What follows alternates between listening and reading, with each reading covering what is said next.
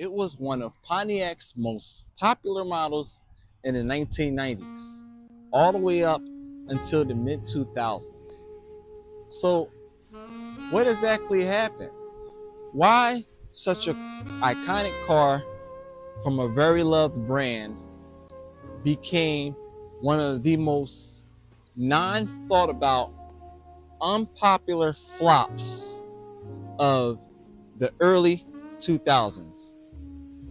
Let's talk about it. Yeah.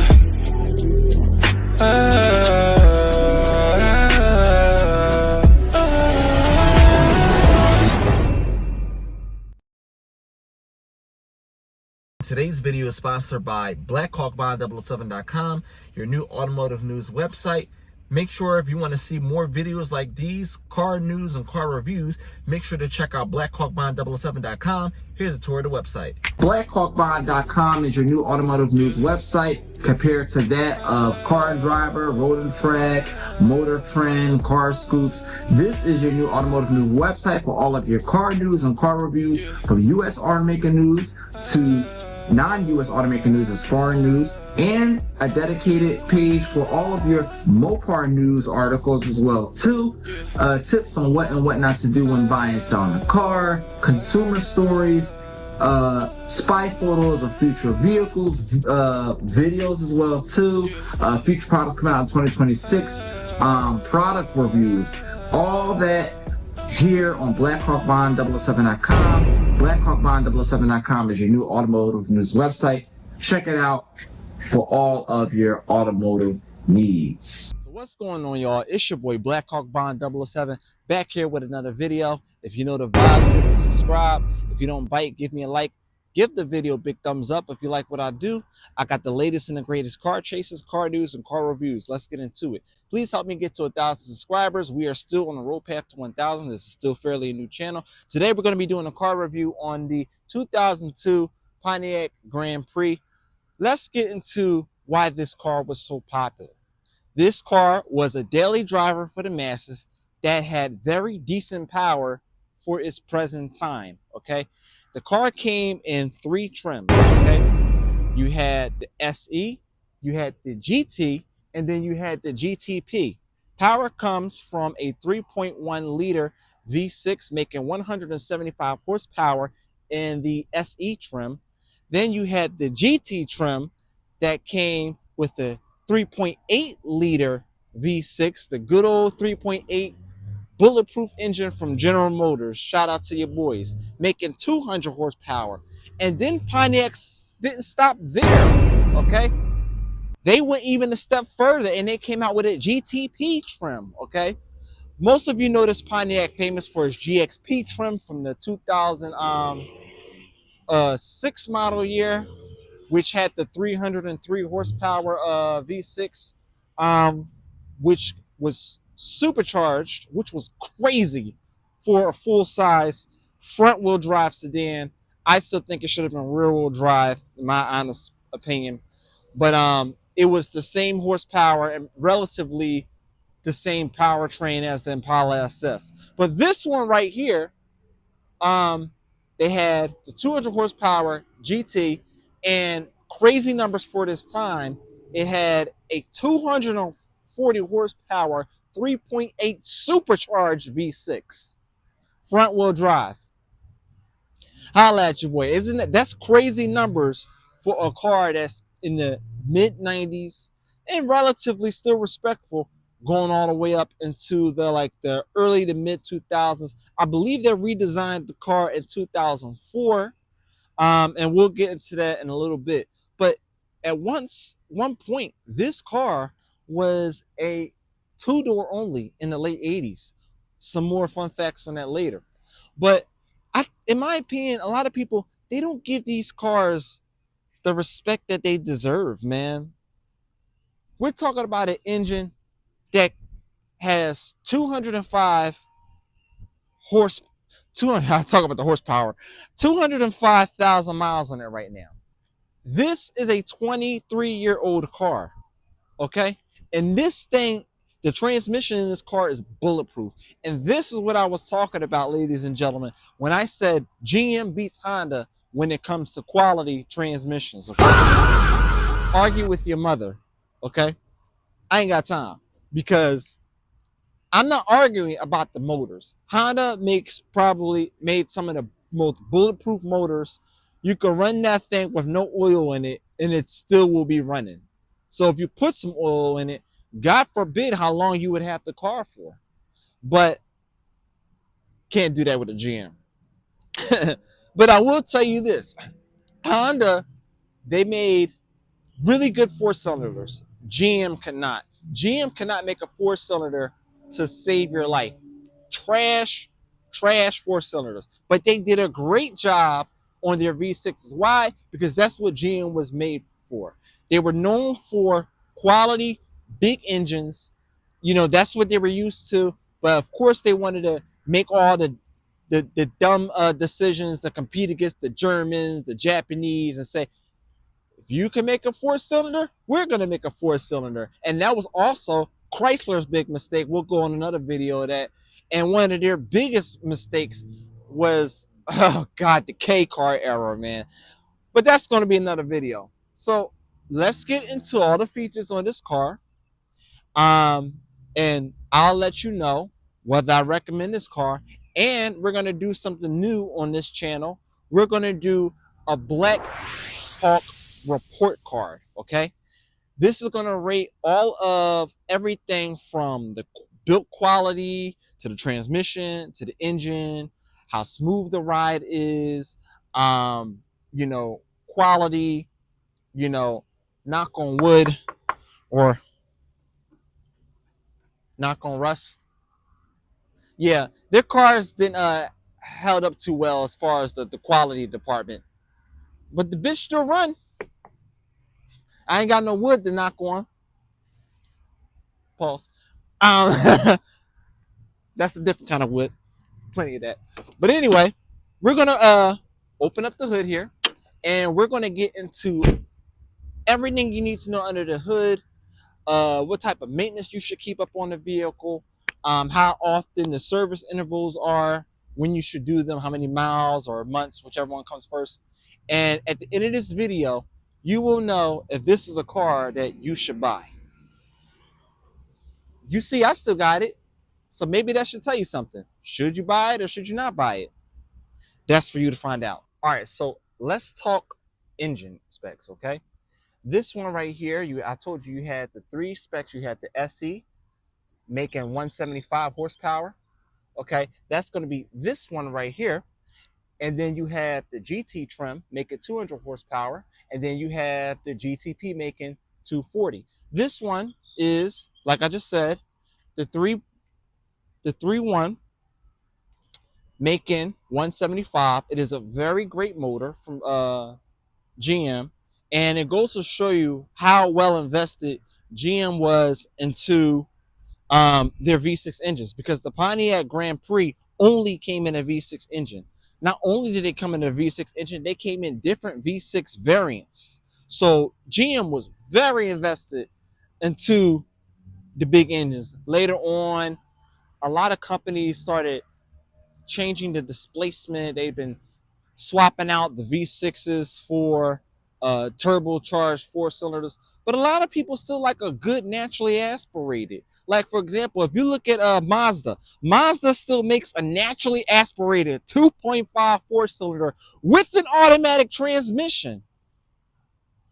If it ain't broke, don't fix it, right? Come on, man. What are we talking about here? So let's talk engine spec right here, okay? This is a very easy car to keep up with. This right here is 5W30, okay? This is the type of oil that this car takes, and you only do the oil change every 3,000 miles. A lot of people say, like, you can use higher mileage oil, but with these cars, man, you could just throw some oil, regular oil in there, have a good day. You know what I mean? Like every 3,000 miles or 3 months, whichever one comes first. Very reliable motor. My grandmother had this car, had the 3.1, her 98 Chevy Lumina when she brought it brand new. You understand what I'm saying? Until My mother blew the transmission. Don't kill me. So anyway, so yeah, so you know what I mean. I don't know how the transmissions ended up going, but these transmissions are relatively bulletproof. I mean bulletproof.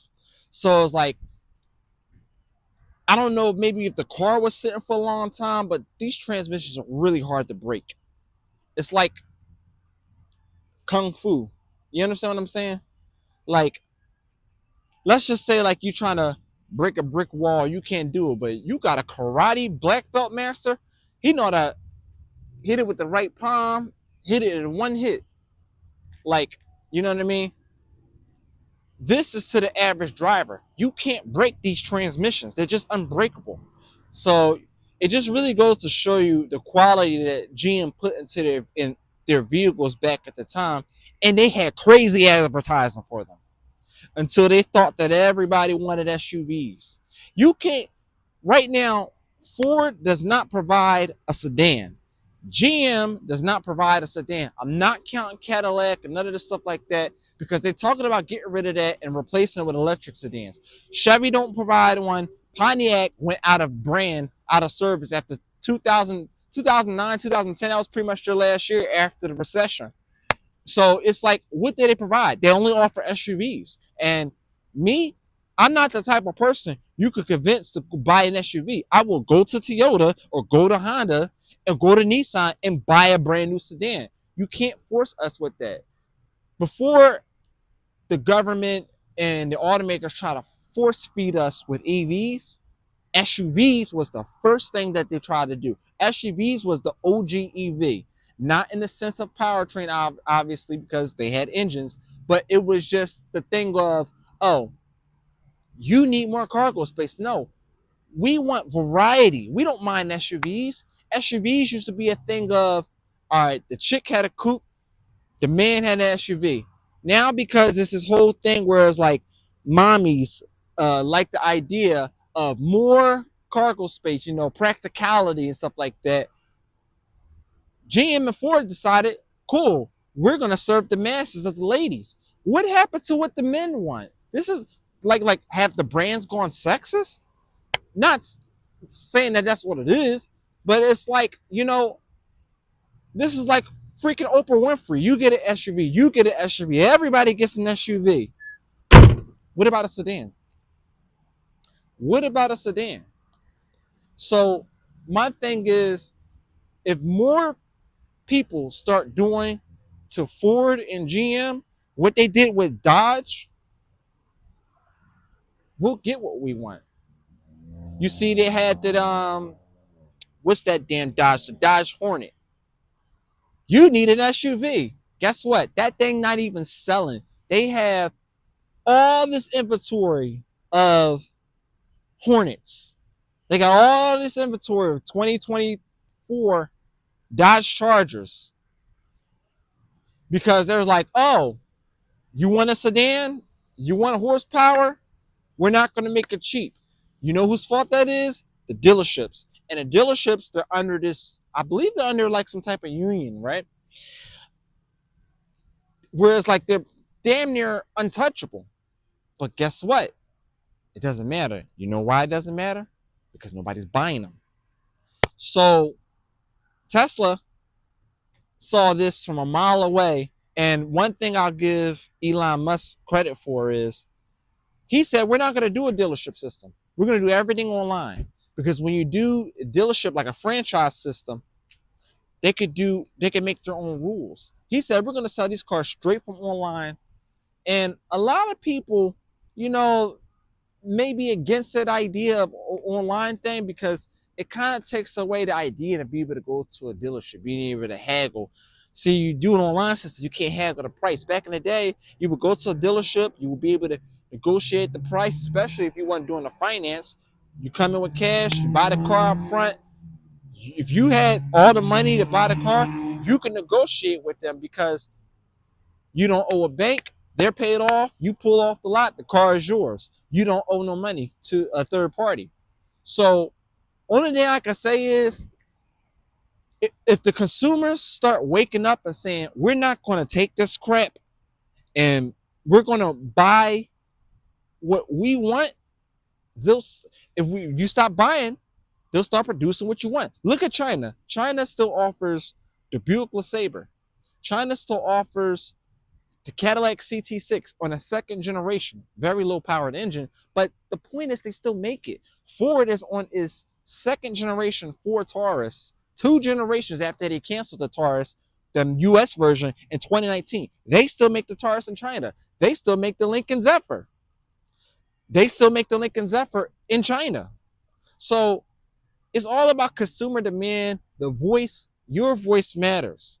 And cars like these, they don't get the credit and respect that they deserve. So, you know,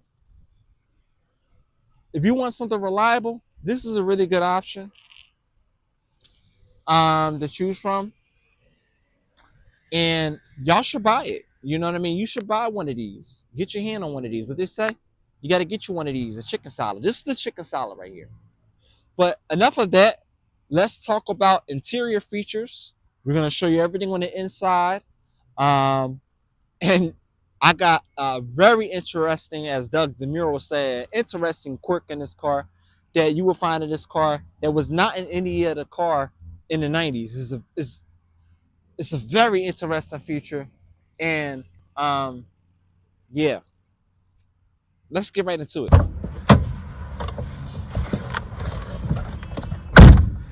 All right, y'all. When I tell y'all that GM had a lot of features in this car, I do mean a boatload of them. Let's start off with the biggest one right here.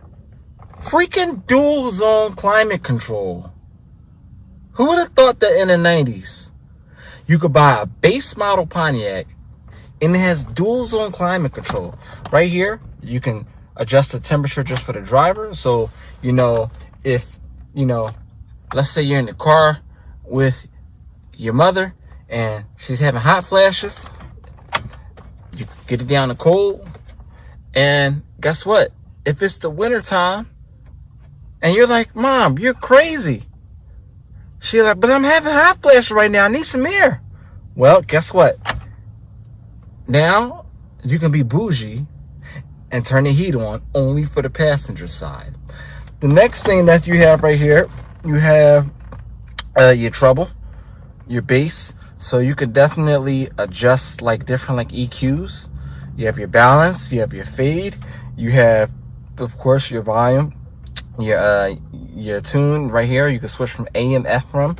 You didn't have XM satellite radio, but you could switch between AM and FM. AM was really a thing back then. XM satellite radio became more of a popular feature to put in cars. Like it was like a service from the actual company itself. And a lot of radio stations made their stations based off of XM satellite radio to where it was not censored, so they could use foul language, or you know what I mean. So good stuff like that.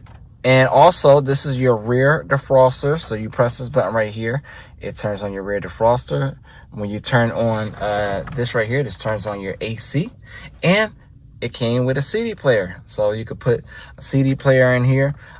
Some came with a 6 disc. This one came with a, I believe this one came with a singular, but you could opt it out to where you would have more than one inside of there. It was stored inside of a tray holder in there, and then you could switch to it.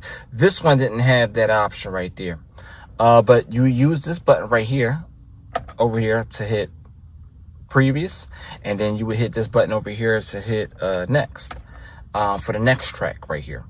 Also, this little button right here, this is your theft lock system. If the car thought, with the little light right here, if the car thought that it was being stolen, it would go into theft lock mode and stop the burglars from stealing your car. Also right here, these are the lights right here.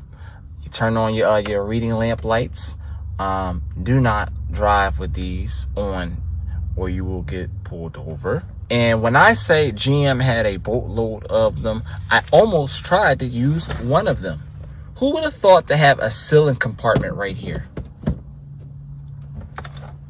Who would have thought of that? GM was like, listen, we don't have sunglass compartment right here. But you could put your sunglasses, your wallet in there, your phone. If you want to make some content, GM was probably, hey, dare I say, light years ahead of their time. 2 decades worth. And yeah, man. And that was it. I will say that with this particular vehicle right here, the shifter, it doesn't come out of park on its own. Don't know why. But so I do press the shift lock to get it out of park. You don't have to do it to put it in, but you do have to press it to get it out. But other than that, this is your glove compartment right here. You open up the glove compartment right here, and basically you can store all your little compartments in here. You have a very deep one inside of here. And here was an interesting feature that they had back in the day. These right here, you could put your coins in there. You could put your quarters in there. You could put your dimes in there, your nickels in there. They didn't consider pennies because, you know, save that for the Ford Windstars. I got a Pontiac. Windstars are for the poor. I only put dimes, nickels, and quarters in my Pontiac. So, yes. Also, you have extra storage right here. This was your visor right here. So if you want to look at yourself in the mirror, if a chick wanted to do her makeup, you know you're pretty with no makeup, as they say, or you can look at yourself in the mirror, you can go ahead and do that as well. Every single Pontiac came with power seats. You could adjust your seat. So that was a nice little standard feature to have. The tilt function was manual, but the sliding function was electronic. That was for the driver's side. For the passenger side, everything was manual, and that was pretty much that. These Pontiacs did not come in a manual transmission. I think that would have been something nice. Maybe rear-wheel drive. That's why I was saying I really think this car could have came in rear-wheel drive, man. GM could have did it, but GM be so scared to push the limits, man. They're scared that anything, this was their thing, this was their whole thing for like decades. Anything that touched the power or came close to the performance of the Corvette, they cannot have that. And thus, that is why the Buick GNX went out of production. They were selling them like hotcakes, but when they realized that it was touching Corvette territory, forget Corvette territory, it blew them out the park in the late 80s. And they're like, oh no, we can't have this. So, you know, that's why they went out of production. And that's why they didn't make them for limited production. They made them for the masses. But it ended up being a limited production when they canceled it. They canceled it because it was selling too well. And it was taken away from their Corvette. So, yeah. This goes to show you how invested GM was into sedans, coupes. That was a Regal GNX. GM, the Regal, I would say the Regal was the example of they tried it all. Okay, they had a two-door Regal. They had a muscle car version of this Regal coupe. Okay, they had a four-door sedan Regal. Okay, they had a freaking station wagon Buick Regal. Okay, they had a 5-door hatchback Regal. Okay, call it whatever you want. Okay, you can call it a slick back or a pimp back named slick back, whatever you want to call it, what kind of back you want to call it, and dub it as a sedan. It was a freaking hatchback, y'all.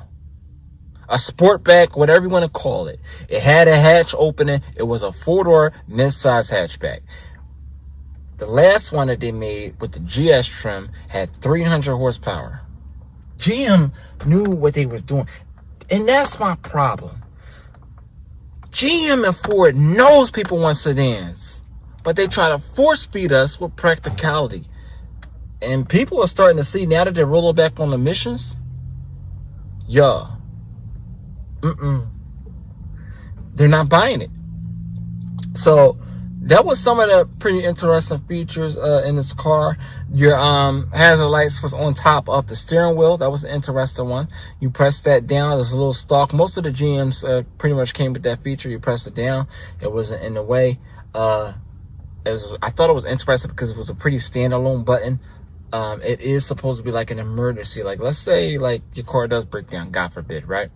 And you're on a bridge or something like that, and you're looking for the button. Well, nope. The buttons are all by itself right there. You hit that emergency button, everybody knows that there's a problem, something's going on. They will yield to wherever lane you're in, and they'll get out your way. They'll drive around you. So that was a pretty interesting thing. Another interesting feature that this Pontiac has, it shows everything in this vehicle. It shows when you open up the doors, it'll show the driver doors open, the passenger doors open, for the front and for the back. I think it showed the trunk as well too, and the hood as well too. So, and it illuminated it on this individual screen for your Pontiac. Did your car have an individual screen to let you know which doors were open in a picture format? No, it did not, but my Pontiac did. Also, which was great about these vehicles, was that you had individual screens to let you know, an individual screen to let you know when you was time to do your oil change, an individual screen to let you know when you were low on window washer fluid, an individual screen to let you know when your trunk was ajar, an individual screen will let you know when you were low on traction, like say you was out in the snow, you know what I'm saying, you had bald tires, the car could detect that, they had sensors for that, and an individual one to let you know when your traction control is off, with the traction control button right next to that last one right there. This car was ahead of its time. I don't care what you say. No other car was topping this Pontiac. It was one of the most desirable cars. You didn't see too many of the coupes, but the sedan was the hot seller. It was the hot cake. Pontiac's, one of Pontiac's biggest sellers. So why exactly did it go out of style? Why was this once most popular Pontiac no longer even thought of car in the used car market? Everybody, decades later, still looks at Honda Accords, Toyota Camrys. Hell, they're even looking at the old two Altimas. But Pontiac, as a brand, they're not even thought of. Was it because of how it drives? I don't know. But there's only one way to find out. All right, so it's a little dark in here, but you can hear me loud and clear. That's all that matters. So in this car, we're getting ready to take it for a little spin. And it starts off very nice and quiet. Watch this. Starts right up on crank. Ready?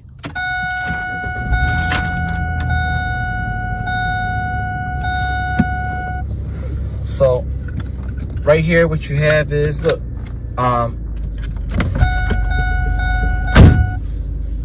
that is so amazing. Okay, so check this out, right? So when you basically when you start these old cars, you don't want to drive off of them right away. You want them to warm up a little bit. You know what I mean? Because that's what makes your car last longer. You understand what I'm saying? Let's think about it. This car is 205,000 miles. This car, you know, that didn't happen overnight. So you got to imagine what safety measures were taken in order for this car to last this long. We're talking about a 23-year-old car. This goes to show you that GM made quality vehicles mechanically. So, you know what I mean? Definitely a good thing to situate yourself in. Definitely a good situation if you want a car that'll go the distance.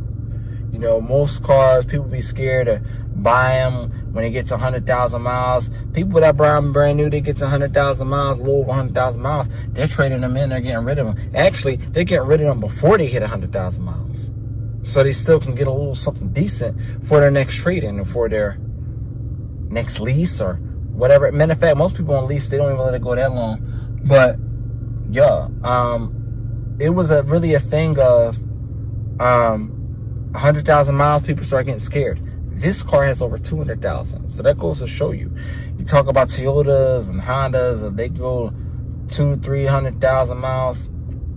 Stop the cap. I've seen some Toyotas, you know, hit the 1,000,000-mile mark, but how much work was that done? Was that on the original motor? You know what I mean? There's a lot of different things that you have to do to maintain a car that long. Not everything's gonna last up to like 1,000,000 miles. I've seen stories about it. You know what I mean? But think about it. I've seen Hondas, Toyotas go up to 247,000 miles. Now let's talk Honda. How many transmissions did you have to replace to get to that mile marker? This got its original transmission. And this is what I was talking about when I say GM beats Honda all day when it comes to reliable transmissions. GM's cars back in the day was the idea of, if it ain't broke, don't fix it. You understand? They reused this 3.8 motor all the way up until the late 2000s. I don't think y'all hear me. The 3.1s turned into the 3.5. It wasn't too much of a reiteration of the same thing. Most of their reliability came on the V6s, period. You know, and you could put regular gas in this car. It was just such a beautiful thing, man. They optimized. You're talking about, oh, my Lexus, V6 Lexus, your V6 Lexus. It took all the way up to 2013 for your V6 Lexus to take regular gas, where your 07 and 2012 one, if you ain't putting premium in there, you ain't have no engine. But GM, nope. They had this figured out all the way back in the 90s, where all you had to do was put regular 87 octane and off you go. What? Think about how much gas was back then. You know, think about how much gas is now. You understand what I'm saying? Gas is substantially going down, which is great, because in 2025, I only got to put $35 in this car to fill the whole tank up. That's freaking amazing. And it lasted. It lasted. If you were just going to from work, you could probably put gas in this car once a week, once every 2 weeks, depending on, you know, how close your job was. But if you was traveling, maybe like, let's say you had to go 40-50 minutes, and you just going to from work, you had a regular routine. You know, a lot of times, if you have kids, that forces you to a specific routine. You would only put gas in this car once a week. Imagine how far that got you in the 90s. See, y'all thought gas was high then. Y'all appreciate that shit now, huh? Let's take it for a spin. These cars are so fun and so comfortable and relaxed to drive. Like, I just want to take my glasses off for this. They're so simple to drive. Like, they all use the same type of motors. It was either a 3.1 or a 3.8, or, you know what I mean? And I remember one of the first cars I got to learn how to drive in was an Oldsmobile. It was a 98. Yeah, Oldsmobile 98. And it was fun, man. It was just so fun how simple it was to just get behind the wheel, put it in drive, and go. It was so simple. It's so fun just to drive an old school car like that. Now you got cars, got all this technology. I remember even one time, when I got in an accident in my Lexus, I had a rental car for quite some time. It was a 2020 Hyundai Sonata, and 2022, something like that. I believe that's what it was. Yeah, and man, that thing had so much technology, and it was too much technology in the car. I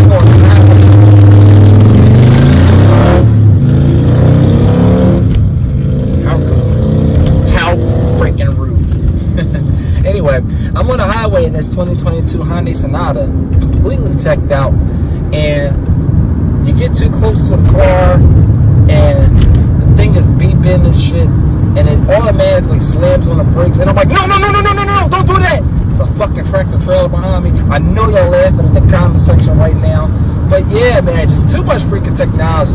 These cars are so freaking simple. You get in, and you freaking drive. That's it. And they were butter smooth V6s. You know what I mean? Look at this. You couldn't even feel this thing shifting. Like, just absolutely butter. Like, you know what I mean? It just brings the fun back in driving. Very great first cars. You know what I mean? If you're just learning how to drive. You know what I mean? It just takes off. I can't even tell that I'm doing 60 miles per hour right now. And that goes to show you the quality that GM also put in their suspensions. Like, people beat the shit out of these cars, and they're still on the road. You understand what I'm saying? You can't do that with a freaking Honda. Your transmission's not made out of glass. Yeah, so, you know what I mean? It really goes to show you the testament of, you know, their reliability, mechanically, from a mechanical standpoint. I can't help the fact that they fucking rust buckets. Look at some of the Hondas, they're freaking rust buckets too. You know what I'm saying? It goes to show you the overall quality of cars, quality control back from this era. They ran like a bat out of hell. You know what I mean? This one right here just needs an O2 sensor, so that's why the check engine light is on. They replace the oxygen sensors, and you're good to go. So, you know what I'm saying? You slam on the accelerator, it has a very smooth downshift, you know what I mean? And then it gets back up to our regular schedule program. These are cars that, you know, grandma drove, you know, like the Buick LeSabres that had the 3.8 in them. The Chevy Lumas that had the 3.1 in them. These Pontiacs that had the 3.1 in them. Grandmas had these cars too. You know, I remember growing up as a kid, I used to snatch my grandmother's keys, go outside, and before I did this next thing I'm about to tell you about, I used to hang inside of this tree. I used to hang on the top of the tree like fucking Tarzan in the backyard, and then I would go to the garage, open the door with the keys that I grabbed off from my grandmother's desk, and I would go in there and just stare at this Pontiac 6000 that she had sitting there. It was an 86 Pontiac 6000, and I just loved that garage smell. Okay, I love that dusty old smell from the car that's sitting there, and from there I just was infatuated with Pontiacs, man. Like that's really the history behind like me loving Pontiacs. I love freaking Pontiacs. I really want to get me a G8. I'm gonna mod the shit out of that motherfucker, you hear me? And I just love them. You know, I've always loved them ever since. I always loved GM cars like Chevy, Pontiac. I'm a big Mopar guy too. I love what Dodge did with the Hellcat when it first came out. Shout out to Tim Kaniskis, man. They call him what, the Mopar Jesus. You know what I'm saying? If GM would get the fucking pole out their ass and bring the Pontiac back, you know, to compete against Dodge, oh man, they would be so in the game. They wouldn't even. This would completely make up for the fact that they have no cars. Because all they have is SUVs for Chevy. They could do all the SUVs they want with Chevy. Come out with like a little Halo model, like the. Matter of fact, instead of even bringing the Camaro back, bring the fucking Firebird back. Bring a, you know, have it built like the Camaro with a Pontiac body on it, you know. And oh my God, you got a fuck you to. Pontiac's version of what Dodge would do if they brought back the Plymouth Cuda. You know, I look at Pontiac to Chevy like Plymouth was to Dodge. Plymouth was that budget-friendly brand. You could buy yourself a Plymouth Breeze. The Dodge Stratus was like more so of the mainstream sedan. The Plymouth Breeze was the rebadged Dodge Stratus for emerging families, you know, like financially wise. You had the Chrysler version, which was the Cirrus, which morphed into a sedan version of the Sebring, right? And they are all essentially the same car. It was like a more luxury-oriented version. Came standard with leather seats and all that good stuff.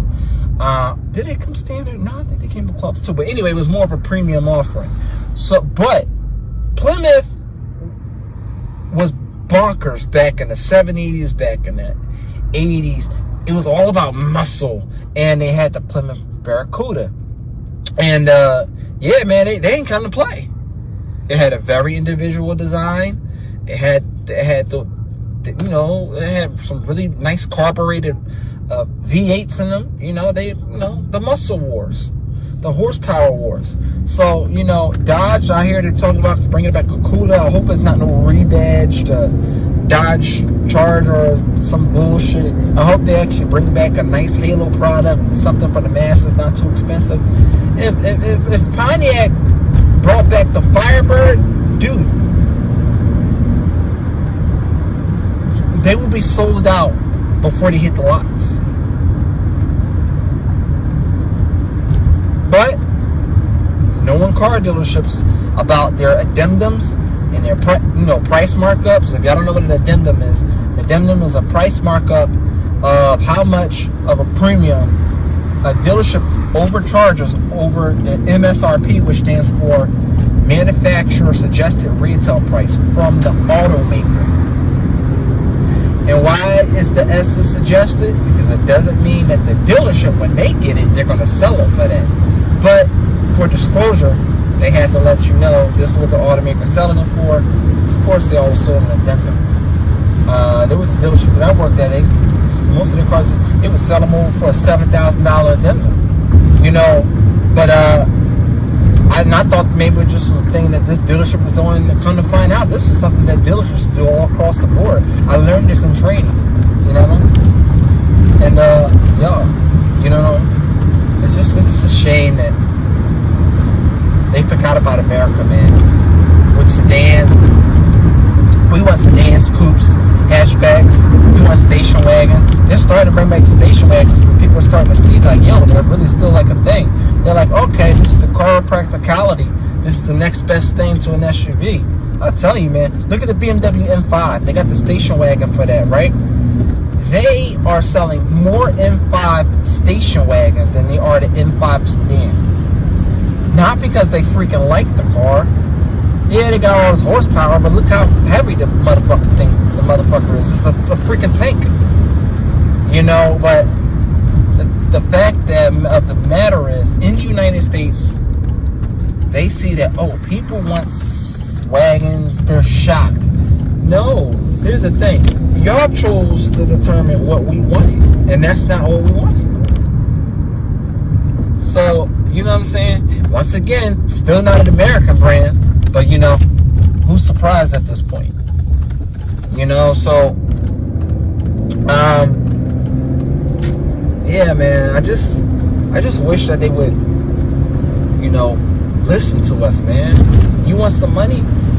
You know, do what freaking the CEO of Chrysler did. They had some type of celebratory event for Chrysler's 100th anniversary. She showed up to this event and she answered all these Q&As. You know, she said they're bringing back the 300 sedan. Bring back something, man. We want to see sedans, man, and not sedans that are EVs. We want to see, and it don't have to be a V8, man. Bring something for the middle class. You know what I'm saying? Some people don't like sitting high, or the illusion of sitting high. Like I said, look at Dodge. Their Hornet is not selling because they thought that they could SUVify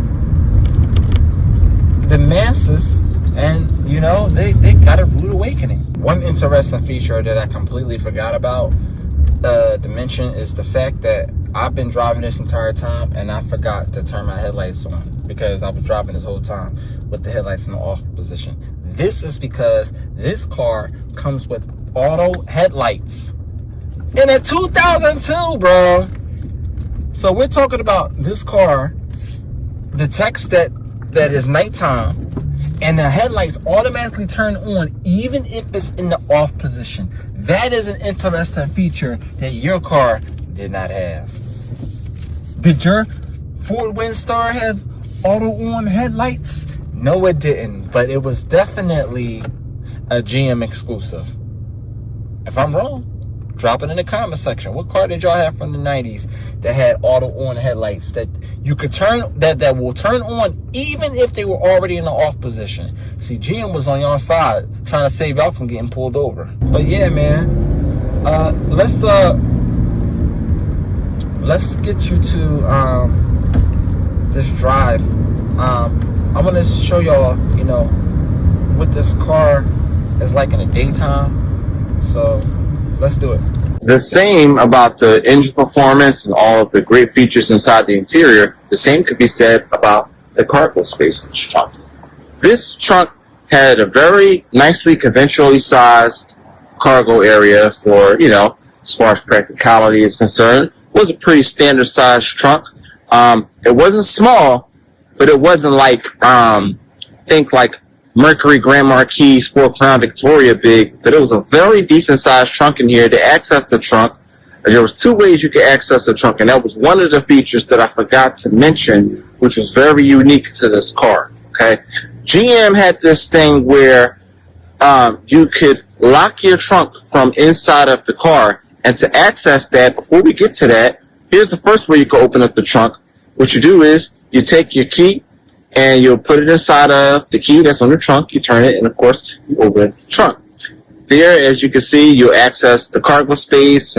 Very decent size in here. It has a spare tire underneath, you know, in case you get a flat tire, all that good stuff.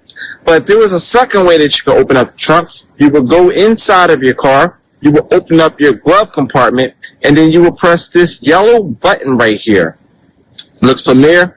It's not red like Donald Trump's new. Never mind, that was his Diet Coke button.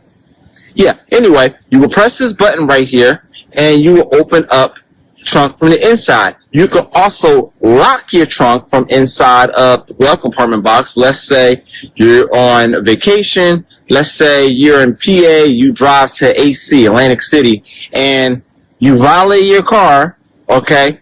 You can lock your trunk from inside of there, lock the glove compartment box, so when a valet goes to park your car, they have no access to your trunk. Valet was a very important thing back in the day. A lot of automakers went far out of their way to prioritize valet for your car. Nissan, perfect example. Nissan, I now remember this because my mom, she had an 02 Nissan Altima brand new, and they gave her two keys for the car. One key was the key for your ignition, your doors, and it was a black key, and then you had a red key, which was red for valet. Because why? Because Nissan was smart. There was, you know, valets, they wore like red vests. So it was a valet key. You would give them the valet key, and then you would turn that key. It would only start the engine, but it could not open up your glove compartment box, and it could not open up your trunk as well either. So that was a pretty interesting feature to have on the car. GM decided we're going to put a James Bond style button inside of the trunk. I don't know why that stutter was so bad just now, but this thing is so good. Vanilla bean frappe, y'all. Get y'all one. White mocha. Get the strawberries crushed and mixed. Anyway, back to the video. So they had a James Bond style method to lock your trunk. Conveyed a couple bodies in here. Anyway, so yeah, that's the cargo room. So not bad for a car back in 2002. This was towards the end of the generation. So this car actually started, I believe, back in like what, 97? So that's not a bad feature to have in the late 90s. That's why I keep mentioning the late 90s. So even though it's an 02, this car started in the 90s. So this feature was available in the 90s. So like that's, you know, for a base model Grand Prix, you could pretty much say that Pontiac and in General Motors was ahead of their time. And there it is, ladies and gentlemen, the 2002 Pontiac Grand Prix. This is our first full car review. Yes, we're into day 2 of this review. As you can see, I look fresh to death. I got the matching gear on. You feel me? And this is a relatively decent car. You know, so would I recommend buying one? Well, let's find out. Find out from your teacher right here. Professor is about to provide you the first ever Blackhawk report card. Let's get into it. So this was my grade on this car, okay? The design was okay for the 90s, but it's compared to other designs that they had in the 1990s. This was just like pretty much average. This was the first family sedan, you know, that they marketed for the Grand Prix. So I wasn't too impressed on the design of it. You know, it is a timeless piece now, but it's still nothing to be like excited for. So I give it a 4 out of 10. As far as features is designed, it has some pretty interesting features, but I've seen a lot more interesting different like quirks and stuff like that in other cars, you know, around this era. So I'll give this also a 4 out of 10. The fun factor, the car is great. You know, it's really fun to drive, but it doesn't give that absolute wow factor. You understand what I'm saying? It's a very simple car to drive. You know, everybody gets 90s nostalgia driving a late 90s to early 2000s car, especially if it's coming from GM. But it doesn't get that wow factor. It's not a dud, but it's not exciting. So I give it a 5 out of 10. Comfort is definitely there. So I would give the car a 5 out of 10. Acceleration is great. It's a base model. It's not the good old GTP. If it was a GTP, I probably would have gave it a higher score. But at the end of the day, it's a base model that your grandmother would drive. So I would give it a 5 out of 10. Handling is okay. You know what I mean? It does what it does. You know, the suspension is pretty good. It held up over the years. So I'll give it a 5 out of 10 because it's nothing special.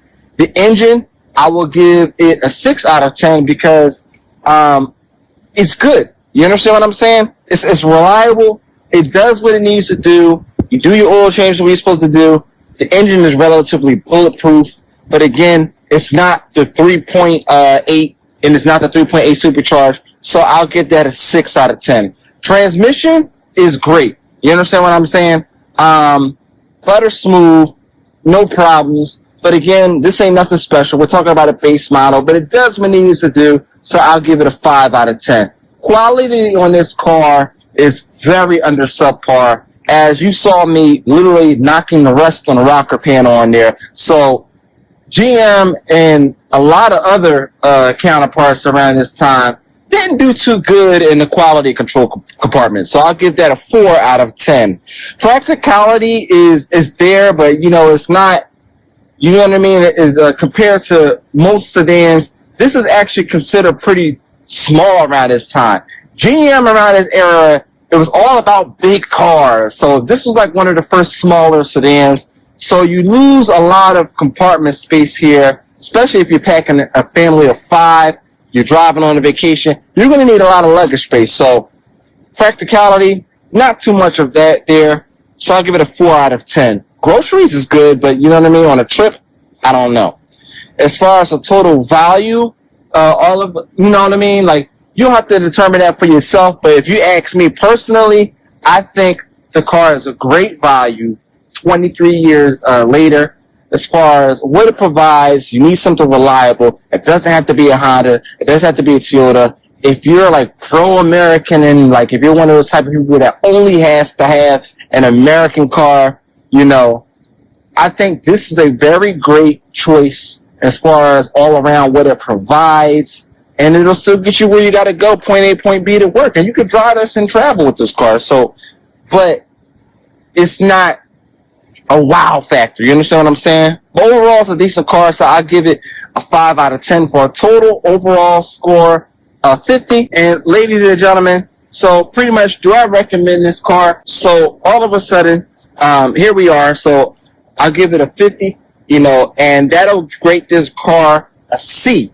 Okay. We have a different grading system on here, and this is how I grade the car. So if you looked on the chart, we can go over that as well too. 0 to 34 is an F, 35 to 49 is a D, 50 to 70 is a C, 71 to 84 is a B, 85 to 95 is an A. 95 to 100 is an A plus, and Blackhawk certified, of course. So we gave this car a 50. That was the average score, total score, which gives it a C. It's not the best, you understand what I'm saying? But it's not a dud. Would I compare this to a Honda Accord? All day. You know why? Because so many people say that Honda is the best thing running around. 20 years later, they have great motors. But one thing that the Honda fails at, that this car passes at, is the automatic transmission. Okay? And moral of the story, if you don't know how to drive a manual, don't buy a Honda. But if you want something that's going to last, parts is cheap, labor is cheap. The parts bin is all over the place for this car. You can find parts everywhere for this vehicle. This car was the perfect example of GM's, what they call, if it ain't broke, don't fix it. And that's why this car is still running 23 years later. Do I recommend this car? Yes, I think it's a really good car, and it's a really good value for your dollar. Kind of makes me wonder why the hell so many people are trying to tell me to slow down. Seems like motherfuckers should be shutting the hell up and enjoying the show.